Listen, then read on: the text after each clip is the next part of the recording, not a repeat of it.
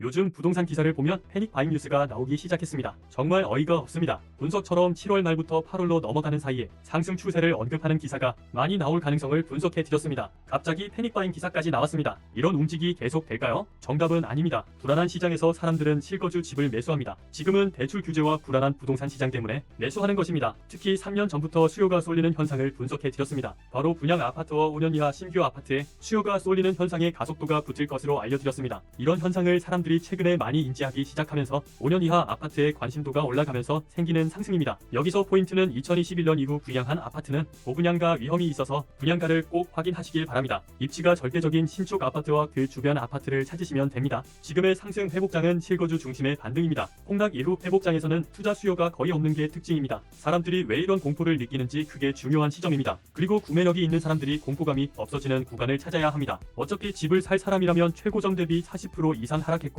초급매가 서로 바닥으로 더 싸게 가격 경쟁을 하는데, 이런 상황에 매매 가격과 전세 가율이 붙거나 역전세 시장에서 인기 물건의 전월세 가격이 반등한다면 그러면 매수를 해도 되는 타이밍이라고 분석해 드렸습니다. 대부분 앞에서 말한 구간이 지나면 투자 경험이 있는 사람들은 공포가 사라지게 됩니다. 작년 바닥을 만드는 구간에서 하락 전문가들이 엄청난 공포를 만들었습니다. 상승장에서도 기승전 하락을 말하던 사람들이었습니다. 대부분 사람이 여기에 속는 경우가 많습니다. 세상의 비관론을 무시할 수 있을 때 투자의 성공 여부가 달려있다는 말이 있습니다. 확률이 높은 곳을 선택하시기를 바랍니다. 경제의 사이클은 대부분 10년으로 생각을 합니다. 부동산 추세를 보면 약 40년 동안 8번 정도 하락했습니다. 40번 도전해서 8번만 상승에 실패했습니다. 또한 상승폭이 월등히 길고 높습니다. 하락에 베팅하는 것은 역대에 베팅하는 것이고 확률도 낮은데 하락 베팅은 수익도 없습니다. 단지 매매 가격 하락의 위험을 회피했고 위험의 종류만 바뀌는 행동입니다. 인구 소멸 이야기도 20년 전부터 꾸준한데 2030년까지는 가구수가 늘어나고 2030년 이후부터는 이민 정책과 외국인 투자 증가를 체크해야 한다고 분석해 드렸습니다. 인구가 소멸할수록 우리는 입지 더 많은 돈을 지불하게 됩니다. 우리가 보편적으로 누리고 있는 모든 편의시설이 감소하면서 경쟁이 치열해진다는 소리입니다. 집값이 하락한다는 말도 안 되는 이야기를 믿지 마세요. 우리가 살고 싶은 지역은 과거에도 지금도 비쌉니다. 전체 집값이 하락하기 전에 먼저 상권이 없어지고 노후화된 부동산을 개발할 수 없게 됩니다. 그런 지역은 지금도 저렴합니다. 인구가 줄어들수록 오래된 집에 대한 환금성이 낮아진다고 보시면 됩니다.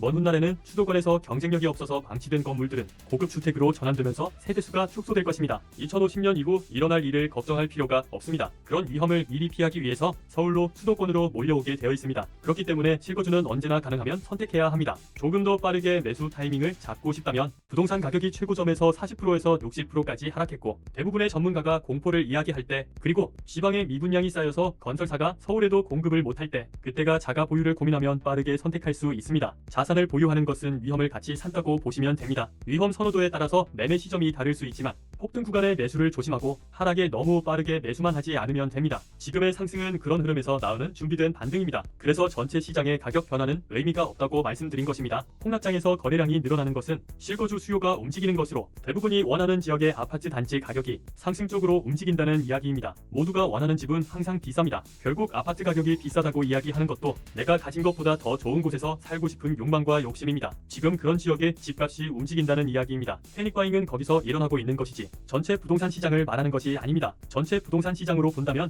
소폭 상승하는 흐름이 지속된다고 분석해 드렸습니다. 이런 흐름이 지속되면 급하게 매수를 하는 사람들이 간혹 있습니다. 이런 흐름에서도 계획 없이 부동산을 매수하면 안 됩니다. 매수하려는 부동산이 미래에도 경쟁력이 있는지 꼭 체크하시기를 바랍니다. 항상 말하지만 매수 계획을 수립했다면 폭락장 이후 회복장에서는 실거주 매수를 추천해 드리고 있습니다. 아파트를 제외한 부동산의 사고와 사기가 폭증하기 때문입니다. 특히 꾸준히 언급한 신축 빌라는 정말 위험합니다. 빌라는 추천하지 않지만 살면서 빌라에 거주할 수밖에 없는 상황이 생기는데, 그러면 신축보다는 전세가 몇 번 돌아간 집을 선택하는 게 좋다고 말씀드렸습니다. 신축 빌라 사고와 사기는 전문가도 못 피합니다. 이런 흐름은 대형 사기가 터져야 주목합니다. 이런 흐름에서 전월세 시장이 내년에 지옥이 될 수 있어서 자신의 사정을 잘 고려해서 매매하시는 게 좋습니다. 그래서 작년에 수많은 전문가가 추가 폭락을 전망할 때 회복장을 전망하고 실거주 매수의 기회라고 언급해 드렸습니다. 매수를 선택했다면 23년 1월과 12월에 매수를 추천드렸습니다. 또한 올해 6월까지도 기회가 있다고 추천해 드렸습니다. 9월부터는 저렴한 매물을 찾는 게 포인트입니다. 이유는 미국 금리 인하가 9월에 나오거나 11월에는 시작될 것으로 분석했기 때문입니다. 작년에 예측한 방향으로 금리가 움직이는지 체크해 보시면 됩니다. 가격은 항상 움직이고 있습니다. 수많은 시기에 하락하고 상승합니다. 하지만 큰 추세는 상승입니다. 작은 추세는 예측하고 분석하기 힘들지만 큰 추세는 정해져 있습니다. 확률이 높은 곳을 선택하시기를 바랍니다. 인기와 부를 위해서 하락을 주장하는 사람을 조심하시기를 바랍니다. 추가 폭락을 이야기하던 전문가들이 상승하는 흐름이 나오자 갑자기 2023년과 같은 흐름으로 9월에 하락하다고 많은 전문가들이 분석을 분석을 공유하고 있습니다. 대부분 상승장에서도 폭락을 이야기했던 전문가들입니다. 올해 상반기 분석이 완전 틀리니까 전망을 수정했는데 작년하고 비슷하지만 완전 다른 조정입니다. 잘 모르고 남들이 하는 분석을 따라하니까 비슷한 전망이 나올 수밖에 없습니다. 대부분 실거주 수요가 지금의 회복을 만들었습니다. 그 뜻은 좋은 전세가 사라지고 있다는 이야기입니다. 경쟁력 있는 부동산과